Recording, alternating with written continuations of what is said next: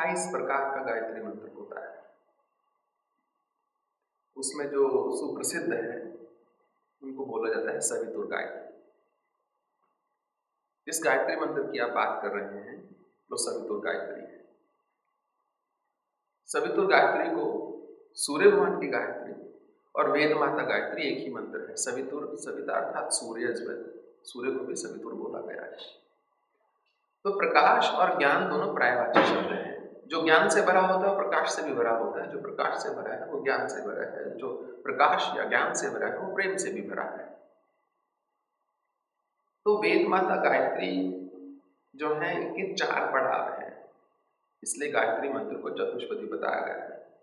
सनातन धर्म के 4 स्तंभ हैं, गौ, गीता, गंगा और गायत्री। चतुष्पदी बताया गया है गायत्री मंत्र।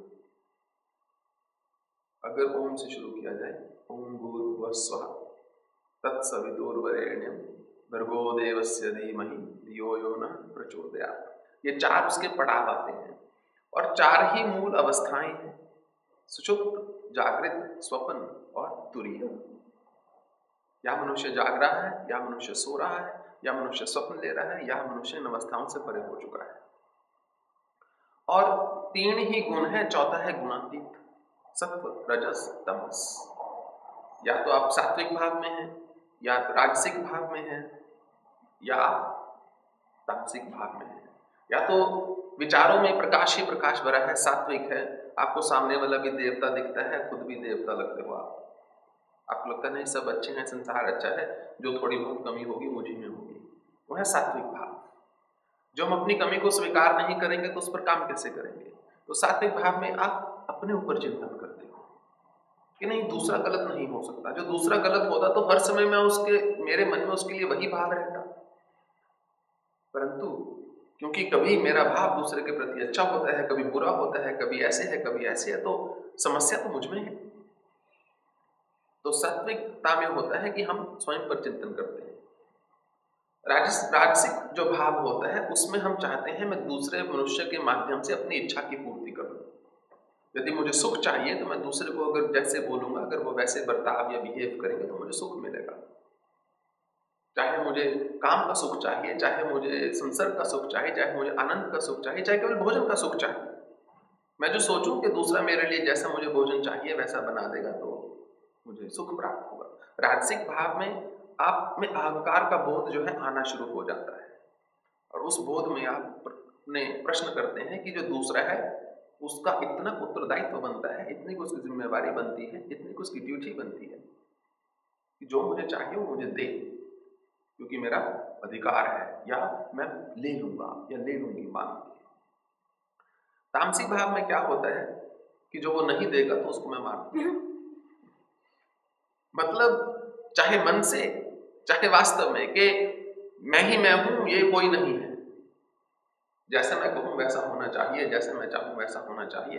तामसिक भाव में दूसरा हमेशा गलत ही लगता है, हमको लगता है मैं ही ठीक हूं, दूसरा तो निश्चित रूप से गलत है। You always think the other person is being unreasonable in तामसिक भाव। तो तीनों गुणों की आपस में प्रतिस्पर्धा होती रहती है, कभी सत्व जीतता है, कभी रजस जीतता है, कभी तमस जीतता है। और एक दिव्य व्यक्ति और साधारण व्यक्ति में मूल अंतर यही होता है। The main difference between somebody really defined and ordinary person is कि जो दिव्य है वो अपने सत्व का नाश नहीं होने देते।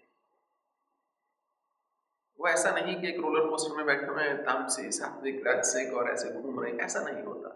बस नदी में बहती हुई नौका है, चल रही है धीरे धीरे धीरे धीरे, एक ही बात में वो बहुत देर तक चलते रहते हैं। तो वेद माता गायत्री का जो अनुष्ठान है या जो जप है वो मनुष्य को सात्विक भाव में स्थित रहते हुए तुरीय अवस्था में या गुणातीत होने के बारे में उस अवस्था तक लेके जाता है। प्रभु कैसा होता है गुणातीत मनुष्य, अर्जुन पूछते हैं। तो भगवान बोलते हैं जिसने सब काम्य कर्मों का त्याग कर दिया, जो केवल अपने लिए नहीं जी रहा, वो गुणातीत है मनुष्य। कामान जो सब, जिसने सब अपने काम्य कर्मों को त्याग कर दिया, क्योंकि बहुत जितने अधिकतर मनुष्य हैं, मोस्ट ऑफ द पीपल, वो अपनी इच्छा पूर्ति के लिए ही जी रहे हैं बस। They are only living completely and only and utterly and sadly for just themselves. तो जब हम वेद माता गायत्री का आवाहन करते हैं तो वेद अर्थात जो उसको जानता है, जो उसको जानता है वो वेद है, जो उसको जानने लायक है वो वेद्य है। तो जो उसको जान जाता है सार से, सत्व से, मर्म से, वो समझ जाता है कि सब में वही ईश्वर वास करता है, कि मैं दूसरे को दुख दे के सुखी नहीं रह सकता, ये असंभव है।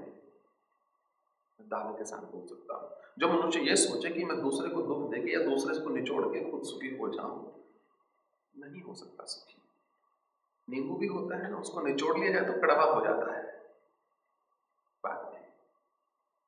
तो जब समाज या परिस्थितियां एक व्यक्ति को निचोड़ती रहती है ना, बार बार बार बार बार बार बार, वो व्यक्ति जो नरम है वो उसको निचोड़ा जाता है तो वो कड़वा हो जाता है व्यक्ति। तो जो पहले से कड़वा है उसको आपकी प्रेम की आवश्यकता है ताकि उसको दोबारा से भर दे रस के साथ। तो जो गायत्री मंत्र है उसके आगे 7 व्याहृतियां लगती हैं। जो शुद्ध गायत्री मंत्र है वो तत्सवितुर से शुरू होता है, तत्सवितुर्वरेण्यम भर्गो देवस्य धीमहि धियो यो नः प्रचोदयात्। तो 7 व्याहृतियां हैं, भूर्भुवः स्वः, जन, तप, सत्य, महा।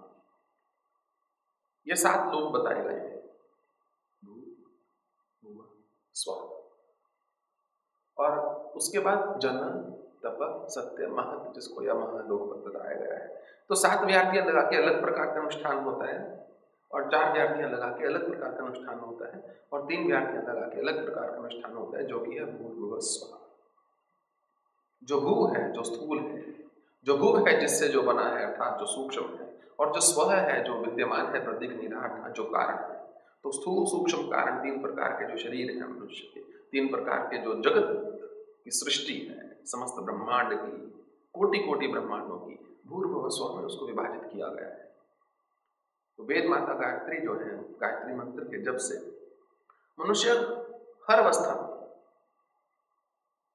हर लोक में, चाहे वो स्वप्न लोक में हो, चाहे सुषुप्त लोक में हो, चाहे जागृत लोक में हो, अपने आप को निरंतर शुद्ध करता चला जाए, अपने आप को निरंतर एक प्रकाश की ओर लेकर चलता जाए। अस्तो मा सद्गम्य तमसो मा ज्योतिर्गमय मृत्युर्मा अमृतम।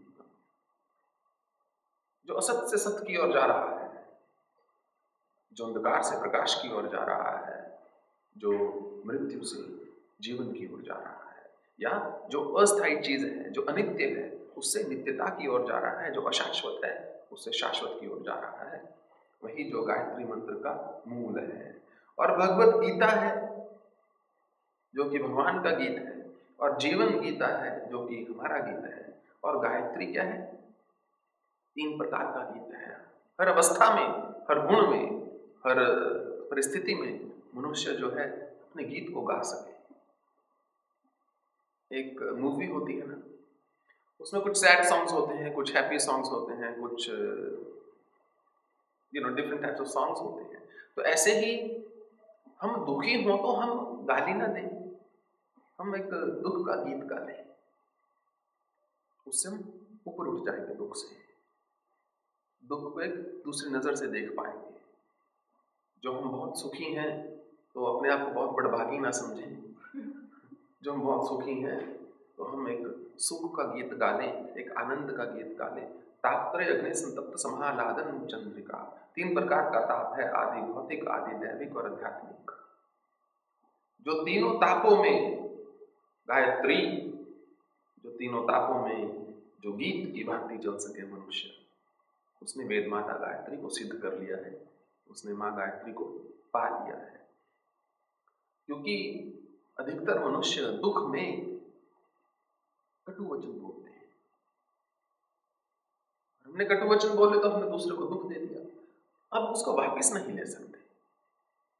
ये नहीं कि हम उसको अच्छे शब्द बोल देंगे और बोलेंगे हाँ चलो look I'm sorry it's okay everything is fine all right happy now right cheer up doesn't work like that ऐसा नहीं होगा। तो क्यों ना जब हम दुखी हों तो हम ऐसा गीत गाएं कि दूसरे के हृदय को वैसे ही छू जाए। तो तीनों अवस्थाओं में जो मनुष्य जीवन को गीत की भांति गा सके वो वेद माता गायत्री को समझता है। और त्रि अर्थात त्रास, जो रक्षा कर सके, जो हर अवस्था में मनुष्य अपने मन की, भाव की, चेतना की रक्षा कर सके, एक भाव में स्थित होकर चल सके, वो गायत्री है। ओम भूर्भुवस्सुवः तत्सवितुर्वरेण्यं भर्गो देवस्य धीमहि धियो यो नः प्रचोदयात्। अगर वेद माता गायत्री का जप करना ही हो तो ऐसे ही 4 पड़ाव लगा के करना चाहिए। अगर हमने माला उठाई गुरु प्रसन्न दूध उबल गया देख लो चेक कर लो गुरु प्रसन्न, कोई लाभ नहीं है। मन भाग रहा है इधर उधर। उमा माँ पार्वती ने भगवान शंकर से पूछा कि कितने लाख मनुष्य, करोड़ मनुष्य इतने मंत्रों का जप करते हैं, क्यों नहीं उनको प्राप्ति होती? क्या मंत्रों में कमी है? ये सब झूठ है। तो भगवान ने बोला कि वरानने, मन कहीं और, बुद्धि कहीं और, चेतना कहीं और, प्राण कहीं और, विचार कहीं और, शरीर कहीं और, इच्छाएं कहीं और, आकांक्षाएं कहीं और। इतने बिखरे मनुष्य को कैसे हो सकती है प्राप्ति? तुम ही बताओ। तो एकाग्रता का नाम ही जप है, एकाग्रता का नाम ही ध्यान है। कोई भी मंत्र का मनुष्य जब अनुष्ठान करता है उससे पहले उसको वेद माता गायत्री से अनुमति लेनी होती है। गायत्री मंत्र का जप किया जाता है, गायत्री मंत्र का अनुष्ठान होता है, उसका पुरुषचरण होता है, पुरुषचरण से अनुमति प्राप्त होती है। कई बार तो मैं साक्षात स्वप्न में आके बता जाती है कि हाँ ठीक है, ये मंत्र को जप कर लो, मेरे प्रत्यक्ष की अनुभूति है। फिर वो मंत्र अवश्य फलित होता है। जो आज्ञा ना मिले और हम उठा के किसी मंत्र को कर लें तो एक रिस्क रहता है हमेशा हमेशा हमेशा कि हमारा जैसे ही वो मंत्र फलित होगा या जैसे ही सिद्धि प्राप्त होगी, मनुष्य अपने सत्व गुण से गिर के तमस या रजस में आ जाएगा। और जो तमस या रजस में आ गया वो ऐसा नहीं कि समाज का कल्याण नहीं कर सकता, परंतु उसकी अपनी भी बहुत सी इच्छाएं होंगी। वो समाज के कल्याण में अपना भी कार्य बीच में ही, अपनी सिद्धि भी बीच में ही करता रहेगा। मनुष्य ही रहेगा, भगवान नहीं बन सकता। क्योंकि बल, बुद्धि, वीर्य, तेज, ऐश्वर्य, शक्ति, ये 6 गुण बताए गए हैं। जिसके पास ये 6 भग हैं उसको भगवान बोलते हैं। तो वेदों का सत्य है कि जो गायत्री से शुरू होगा वो भगवान बन जाएगा। उसके पास ये 6 भग जो हैं, ये 6 गुण जो हैं आ जाएंगे। ऐसा मनुष्य दिव्य हो जाता है, आशीष भी दे सकता है और श्राप भी दे सकता है। काम बिगाड़ भी सकता है और काम संवार भी सकता है। दूसरे के दुख में रो भी सकता है और दूसरे के सुख में हंस भी सकता है। दूसरे का दुख ले भी सकता है और दूसरे के दुख को आगे भी डाल सकता है।